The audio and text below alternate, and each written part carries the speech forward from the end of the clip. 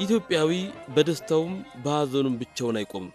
እነዚህ ባጋጠሙት ጊዜ በአንድ ተጋምዶ እንዲያሳልፍ የሚያስችሉ የማህበራዊ መስተጋብሮች ሀብታም ነውና የሰው ልጅ ሶሻል ቢንግ ነው። ከማህበረሰብ ውጪ መሆን አንችልም። ሰው አለኝ የሚያዳምጠኝ አለ የሚፈልገኝ አለ ማለት በራሱ ለስነልቦና ትልቅ ዋስትና ይሰጣል። አብሮ መሆን ማለት በልዩነት ውስጥ ያለውን ይሄ በልዩነታችን ውስጥ ያለውን ነገር ትቶ በጋራ ልዩነቱን መተው ማለት መተው ሳይሆን ያንን ተቀብሎ እኔ ጋር ይሄ ያለ እሷ ጋር ይሄ ያለ ብሎ አብሮ መሆን መቻል ነውና እንግዲህ አብሮ መሆን ማለት ለሰው ልጅ የሚያስፈልግ ትልቁ ወይም ደግሞ ዋናው ክህሎት ነው።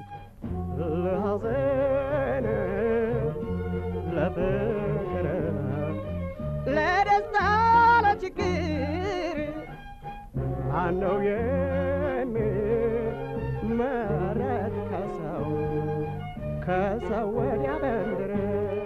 በህብረት ተፈጥረው እንደ ህብረተሰብ የቀጠሉት እቁብ እድርና ደቦ ለዚህ ሁነኛ አብነት ናቸው። መጀመሪያ ላይ ታክሲ ምናምን ሰራ ነበር፣ መኪና ነዳ ነበር። ከዛ በኋላ ግን ተማርኩኝ ራሴ ከፍዬ ቤተሰብም ሳላስቸግር ማለት ነው። ከምንም በላይ የቁጠባ ባህላችንን ማሳደጉ ከፍተኛ የሆነ የኛ የቤት ስራችን ነው ብዬ አስባለሁ። ለግለሰብ እድገት አይደለም፣ ለቤተሰብ እድገት አይደለም፣ ለሀገር እድገት ሴቭ ማድረግ እቁብ መጣል በጣም ወሳኝ ነገር እንደሆነ እኔ በአይኔ አይቼዋለሁ። እድርና እቁብ ኢትዮጵያውያን ለሐዘናቸው አሊያም ለተድላቸው የተገለገሉባቸው ባህላዊ ተቋማት ናቸው። ድሮ እድርን በተመለከተ በተለይ እድር የመቀባበሪያ ነበር ተብሎ የሚታሰቡ የነበረው ማለት ነው። በአሁኑ ሰዓት ግን እድሮችን ካየናቸው ብዙዎቹ እድሮች ልማት ውስጥ እጃቸውን አስገብተው እየተሳተፉ ነው ያሉት። ልማት ሲባል ከአካባቢም አልፈው ለራሳቸው እዛ እድር ውስጥ ላሉ አባላት የሆነ የሚጠቅም ነገር ብዙ ጊዜ ሰሩ ያለው። እቁብን በተመለከተ ግን ያው እቁብ ማለት የሆነ ነገር ለመግዛት የሆነ ነገር ለማድረግ ከፈለክ በተለይ በርካታ ገንዘብ የምትፈልግ ከሆነ ትልቁ አይነተኛ እንትኑ እቁብ ነው ብዬ ነው የማስበው። ጠቀሜታ ይኖረዋል። እድር ላይ ሙር ጠቀሜታ ከፍ ያለ ነው። ሁለቱም ጥቅም አላቸው። ምክንያቱም ማህበረሰቡ መጀመሪያም ይሄን ነገር ሲጀምረው ያው ከጉዳቱ ጥቅሙ አለው በሚል ነው አጀማመሩ ማለት ነው።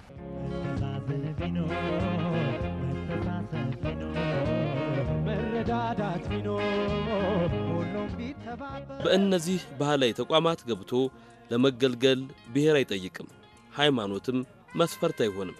አባል የመሆንም ሆነ ያለመሆን ፍላጎቱ በግለሰቡ ይወሰናል እንጂ። ሁለቱም ማህበራዊ ተሳትፎ የሚጠይቁና በተለይ አንዱ ኢኮኖሚያዊ መደጋገፍን እንዲበለጽግ የሚረዳ እቁብ ማለት ነው።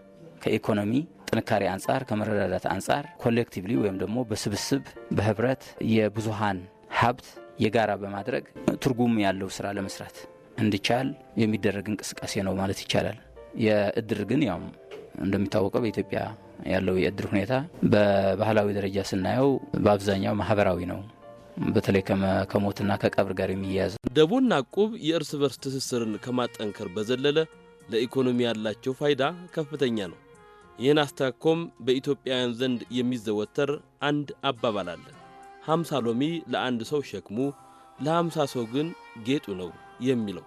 ይህ ህብረትን ያጎለብታል፣ መተጋገዝን ያንጸባርቃል። እቁብ ላይ ግን በ10 ብር በ20 ብር እንደዚህ ከጓደኞቻችን ጋር እንጥል ነበርና ለምን እናውላት እንደነበረ እናቃታለን።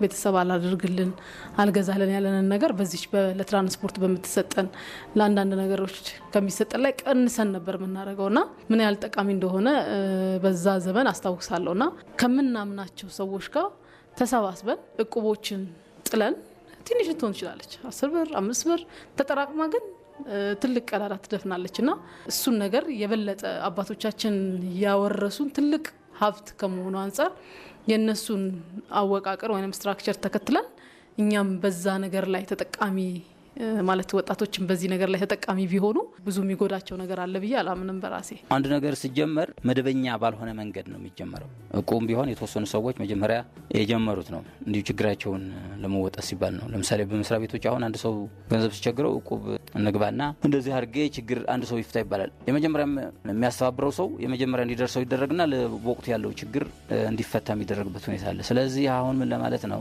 ይሄ ተመካሪ ነው። እነዚህ ማህበራዊ መስተጋብሮች የህብረ ብሔራዊነታችን የማጠናከሪያ ድልድዮች ሆነው ዘልቀዋል።